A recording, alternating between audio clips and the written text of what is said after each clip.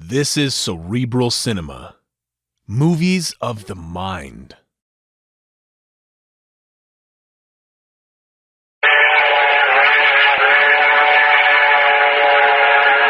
I Love a Mystery. A Carlton E. Morse audio novel featuring Jack, Doc, and Reggie, specialists in crime and adventure. Now following the Northwest trail of a missing millionaire, a killer cougar, and the Phantom Castle.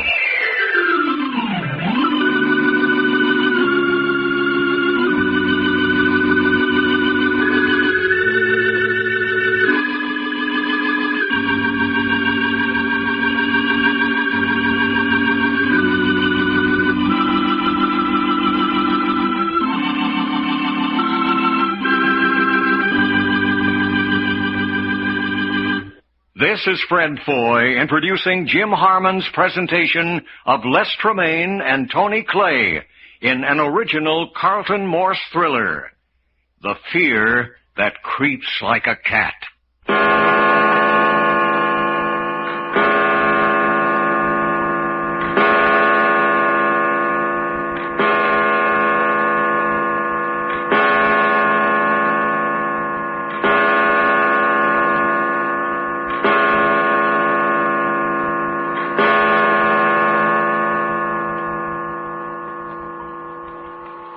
8 o'clock in the morning in the little sawmill town of Port Forest, somewhere up the coast from Seattle, near the Canadian border. Their manhunt has taken them to the edge of the great Northwest wilderness, the last outpost of which is the little logging town of Port Forest. They have had to fight the Cooper Gang, an organization determined to keep them from finding Archer every step of the way. The gang's newest atrocity was the murder of Jake Sims, a native of Port Forest, whom the three comrades believed was Archer's contact with the outside world. At the moment, the trio are in the dead man's cabin. Well, there ain't anybody ever going to be deader than Jake Sims is right now. You know, it's interesting, too. He hasn't been dead over 15 or 20 minutes. I say.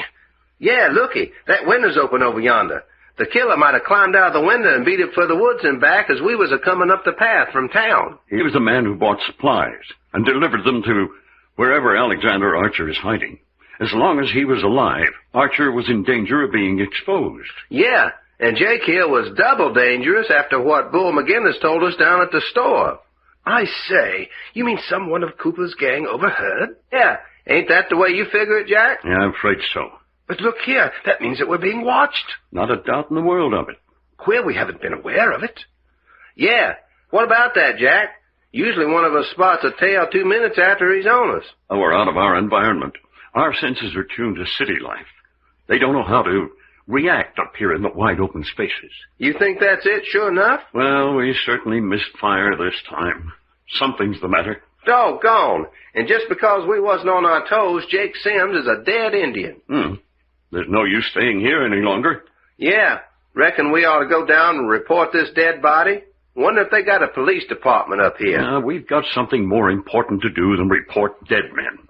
Huh? Such as what? Didn't Bull McGinnis say Cooper and his gang were staying at the King Charles Hotel? Yeah, passing themselves off as a troupe of actors. Well, then the King Charles Hotel is our next stop. But aren't we going to report the body? What's the hurry? But looky, fella, if somebody else discovers Jake here and reports it, and then Bull McGinnis remembers we was on our way up here the last he saw of us, ain't that gonna put us in one sweet spot? Quite, I don't like it. So you needn't worry about the body, gentlemen. I say. Hey, Jack, it's Cooper. Don't move, gentlemen, or one of you may find yourselves in the same unfortunate state as Jake Sims. Pointing a gun at us through the window. Is that any way for a nice old man to act? Now, I ask you, fella. I hope you'll all use good judgment, because my age hasn't anything to do with my shooting ability. All right, Cooper. What do you want? Just stand quietly as you are, while Frankie takes care of you. What you mean, takes care of us? Frankie, show them what I mean. Yeah, you want me to go in through the window? Now, you might get into my range of fire. Go around by the door. Yeah, sure. Now, ain't this a nice mess of potatoes? This is all pretty silly, Cooper. Oh, you think so? Certainly. We're within 100 yards of the main street of Port Forest.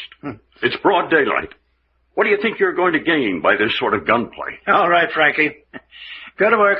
Yeah, you bet. If any fuss starts, drop to the floor so I won't hit you when I open fire. Sure. All right, you. Put your hands behind you. What about it, Jack? You better do as he says. Good common sense, Packard. I say, Jack, he put handcuffs on me. Hey, Jack, are we just going to stand here and take this? Can you think of anything better to do at the moment? Yeah, this mug's not carrying a rod. All right. Take the next one. Come on, you. Put your hands behind you. Hey, Jack. Do as he says, Doc. Well, darn it anyway. Come on, come on. You're wasting time. Ooh, all right. But I warn you, fella, don't you ever let me catch you down a dark alley at night. Handcuffs. Now, we can't fight, Jack. Just as well at the moment. No rod on this bozo either. Now, you see, Frankie, you boys insisted that these three were hard to handle. They're not only agreeable to get along with, but quite friendly about it. I ain't either friendly, dadbunnit. I'm meaner than a he-mule in fly time. All right, Packard. Your turn. Hands behind you. Oh, why not? Letting a pack of murderers truss us up like a passel of chickens without making a fight? What's eating you, Jack, anyway? I just don't happen to like Cooper's gun. Packard, I must congratulate you on your high type of intelligence. No gun on him either. All right. Take that rope and tie their feet so that they can walk decently but can't run. Hey, the least you could do if we're going to be your prisoners is to carry us. No, I'm afraid you'll have to do your own walking. After all, I'm quite an old man. Darn if you ain't. Just a dirty old man. I beg your pardon. I am immaculate. Okay, have it your way. An immaculate, dirty old man. Does this red-headed young man talk all the time? Yes, I'm afraid so. And doesn't he ever say anything? Hey, what you mean, don't I ever say anything? No, I'm afraid Doc just likes to talk to hear his brains rattle. Well, that's a nice thing to say about a fella to his face. That's unfortunate. I detest useless conversation. Unless he can restrain himself, it may be necessary to use a gag. All right. If nobody likes the sound of my voice... Not too tight with those ropes, Frank. Give them a chance for a long, easy stride. Yeah, but then they can run. Did you ever see anyone try to run with ropes tied to their feet? Personally, Packard, you're more my type. Thanks for nothing. Oh, here, come now. I've been looking forward to some delightful conversation with you. On what subject? Well, personally, I like books, and I'm very fond of psychology. I say, an intellectual murderer. Oh, very unfortunate appellation, young man. Very unfortunate. Truest thing that's been said up to now. Doggone murderer. Frank? Yeah? When you've finished with those ropes, put a gag in that man's mouth. Hey, look now. That's your reward for talking out of turn. Well, blame it all, he is a murderer, and there's the body laying right there to prove it. As I was saying, I'm very fond of psychology, but my real hobby is medicine. Oh, it's interesting. Yes. My reports on you, Packard, tell me that you studied medicine at one time. I never finished. Oh, yes, 3 years, yes. I'm going to be very interested in hearing why you gave it up. Well, if you got such a thorough report on my past, you should know why. No, I'm afraid it doesn't tell me that. All right. Their feet's done. This the guy you want gagged? Oh, yes, that's the one. Hey, now, wait a minute. Hold still. What, Dad, blame your ornery loadout. Come on. You might as well give up, Doc. You're not the least bit intelligible. There. Hell, that'll take care of him. All right.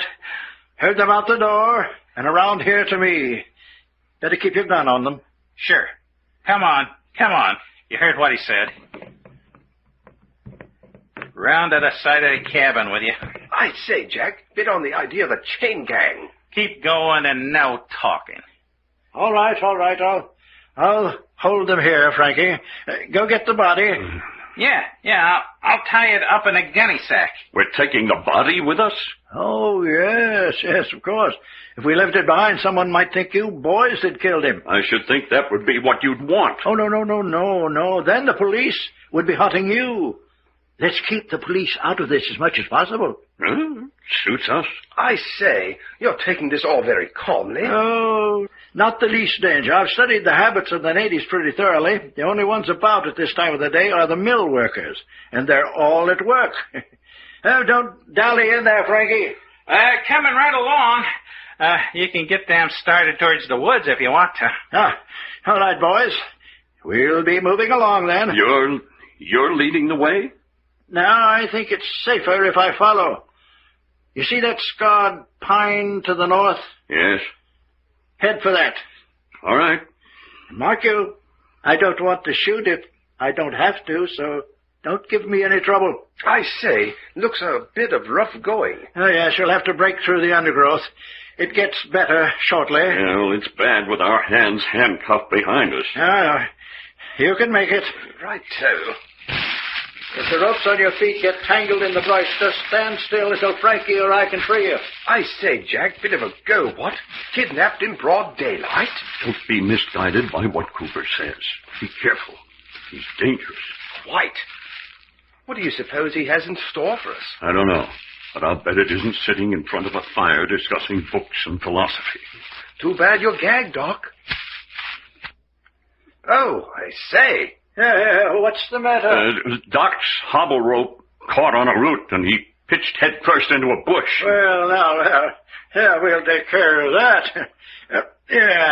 Up on your feet. Now you're all right. No, Doc will never be all right as long as he's got a gag in his mouth. And that fall didn't help his temper any. Yes, he does look a bit indignant. Indignant? The things that Texan's got stored up in his mind would inspire a mule driver. You're wasting time. Move along. We're at the edge of the timber. Which way do I go now? Frankie, take the lead. Yeah, you mugs follow me along here. The going's easier from now on. It isn't far. Isn't far to where? My boy, the impatient man wastes the golden present in his eagerness for the counterfeit future. I say. You're alive and well at the moment. Let that suffice. That's pretty uncomfortable philosophy for three men with their hands and feet tied and headed for uncertainty. I'd like to discuss that with you at a later time. The philosophy of living each moment to the fullest without consideration of the next. But just now, I think we're coming to the horses. Horses? Oh, yes. Frankie, tie that corpse on the bay mare. Yeah, that's just what I was going to do. Yes, she's become resigned to carrying gruesome cargoes. You expect us to mount these horses? I'm afraid you'll have to. No, that must mean we've got quite a trip ahead of us. Not far. That is, not too far for comfort. Yeah, there, that'll take care of the body. All right, Frankie. Lead the roan up beside this stump for our red-headed friend. I say, I was wondering how we were going to mount with our hands behind us. Come on, boy. Come out. Whoa. Up on the stump with you young man who talks too much. I say, that's rubbing it in. Frankie, untie the rope on his feet and then retie it under the horse's belly when he's on. Yeah. All right, Texas, hop on. Cooper, you don't really expect to get away with this, do you? Oh, that isn't a very intelligent question, Packard. I'm surprised that you... Look, we were sent up here on a mission. The minute we disappear, the people who are backing us will have the state police and federal department down on you like a ton of bricks. Well, you talk in a way that makes me realize you don't know all the facts in this case. Your turn up on the stump, Packard. There you go. There. I'm certainly not dressed for horseback riding. Oh, you'll do. What do you mean, I don't know all the facts in the case? Untie his feet, Frankie. Yeah. You came up here into these woods to find Alexander Archer. That's right. Hired by an insurance company. Yes? Yeah, get on the horse. It's awkward. I made it. Go on, Cooper. We were hired by an insurance company. Did the insurance company tell you they'd sent other men out to find Alexander Archer? Oh, look here. Did the insurance company tell you that some of those other investigators disappeared? What are you implying? Did they tell you that there's been a great deal of secret to do in official circles about these men who have never returned, and that nothing has come of it? All right, York. Your turn. Up on the stump with you. Quite. I say, Cooper, are you telling us that we're about to disappear, never to be heard of again? Oh, there's that possibility, of course. You must be crazy. We've left a trail behind us broad enough for a village constable to follow. Yes, officials have followed all those who have come before you as far as Port Forest. But then somehow the trail comes to an end. Oh, I say. Yes. At this point, the men sent out by the insurance company seem to vanish in thin air. Oh, beautiful thought.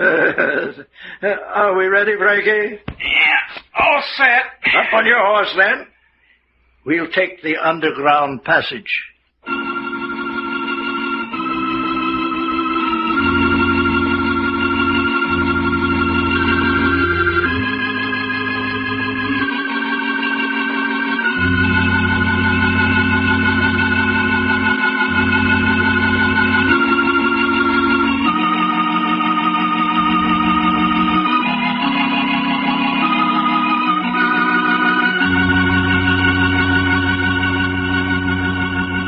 The adventures of Jack, Doc, and Reggie have come to you in I Love a Mystery.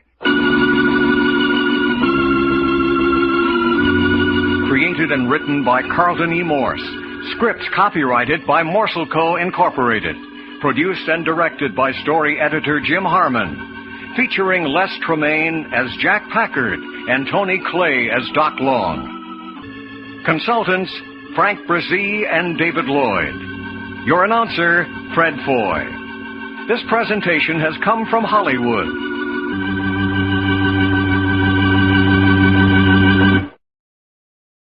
Cerebral Cinema hopes you have enjoyed this movie of the mind.